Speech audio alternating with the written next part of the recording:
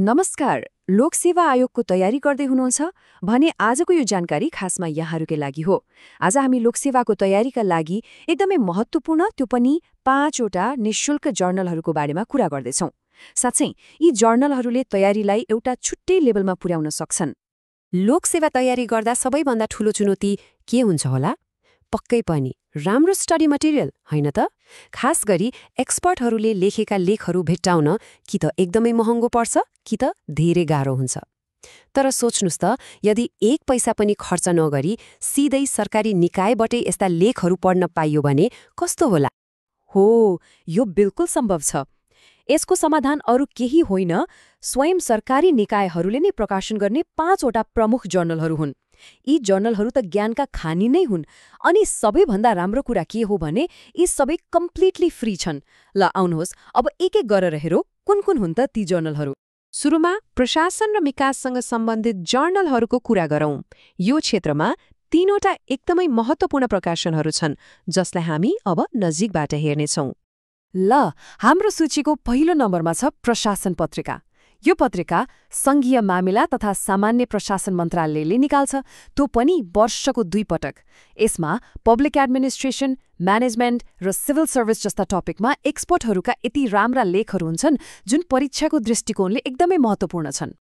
अब हेरौँ दोस्रो जर्नल, निजामती सेवा पत्रिका। यो त झन् महत्त्वपूर्ण छ। किन थाहा छ? किनभने यसलाई अरू कसैले होइन, स्वयं लोकसेवा आयोगले नै प्रकाशन गर्छ। अब सोच्नुस् त, निजामती सेवाको तयारी गर्नेहरूका लागि यो कति महत्त्वपूर्ण होला। आयोगको आफ्नै प्रकाशन भएकोले यो त मस्ट रिड नै भयो। अब प्रशासन र विकास खण्डको तेस्रो र अन्तिम जर्नल हो विकास पत्रिका।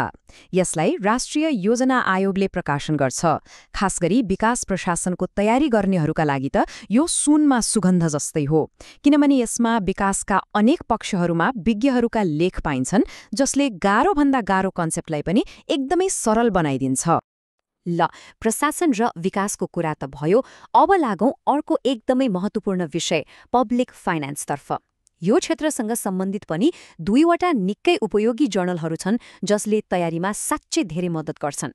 हाम्रो सूचीको चौथो जर्नल हो लेखा परीक्षण पत्रिका।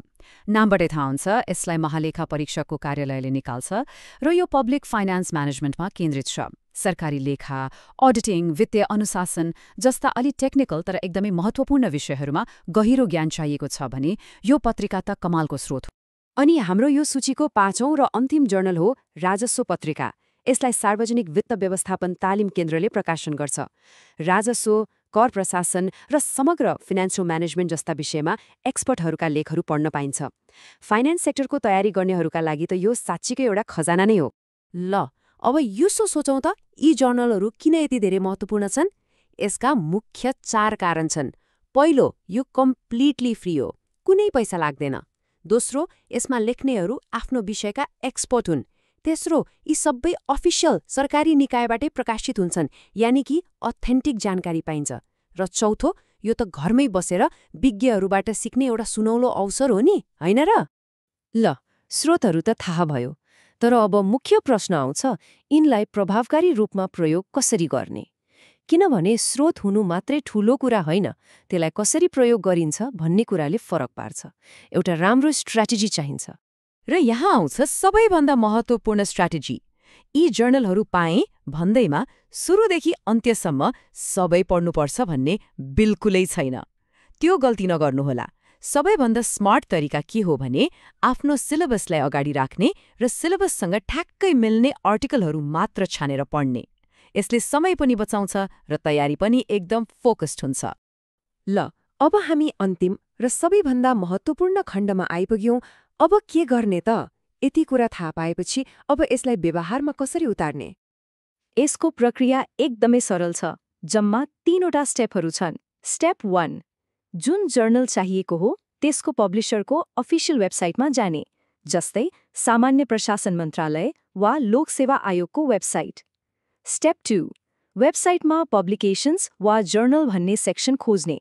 र स्टेप 3, आफ्नो सिलेबससँग मिल्ने आर्टिकलहरू डाउनलोड गर्ने र पढ्न सुरु गरिहाल्ने। हेर्नुस् त कति सजिलो छ। र जाँदा जाँदै एउटा प्रश्न छोडेर जान्छु। के यहाँहरूलाई हामीले चर्चा गरेका यी 5वटा बाहेक लोकसेवा तयारीका लागि उपयोगी हुने अरू कुनै निशुल्क जर्नलहरूको बारेमा थाहा छ? यदि छ भने कृपया सबैको फाइदाको लागि तल कमेन्टमा शेयर गर्नुहोला। आखिर ज्ञान भनेको बाँड्दा बढ्ने कुरा हो। फेरि अर्को जानकारीमूलक सामग्रीमा भेटौँला।